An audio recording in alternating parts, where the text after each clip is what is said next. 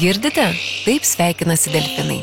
Vieni protingiausių, draugiškiausių, komunikabiliausių ir nuoširdžiausių gyvūnų žemėje. Šie delfinai yra puikūs mokytojai, galintys padėti, kai bendrauti yra sunku arba visai nesinori. Kaip pavyzdžiui, šio klipo herojui Martynui, kuris kasdien susiduria su iššūkiu bendrauti.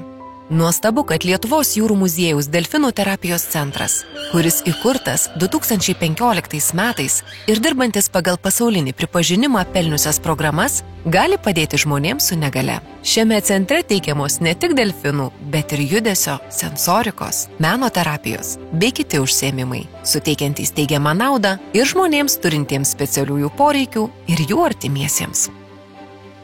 Ilgametė ledų klasika draugystė su partneriais atneša nuostabių rezultatų. Šeimoms, auginančioms ypatingus vaikus, suteikiama pagalba. Nuo akcijos gyvavimo pradžios net 90 vaikų turėjo galimybę patirti bendravimo su delfinais džiaugsmą. Kaskart po terapijų matome didelę vaikų pažangą ir dėkingus tėvus, todėl tai mums yra didelė paskata veiklą tęsti toliau. Suprantame, jog ne visos šeimos turi galimybę įsigyti šias terapijas, tad šeimos gaunančios mažas pajamas yra mūsų prioritetas.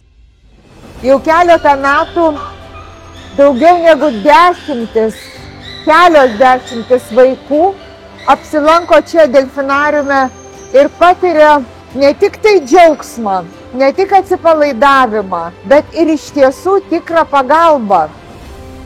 Gera žinoti, kad net viena ledų porcija gali padaryti labai gerą darbą. Ačiū visiems Maksimos klientams, kurie jau 7 metus renkasi ledus klasiką ir gaivindamiesi jais vaikams turintiems specialiųjų poreikių padovanoja delfinų terapiją.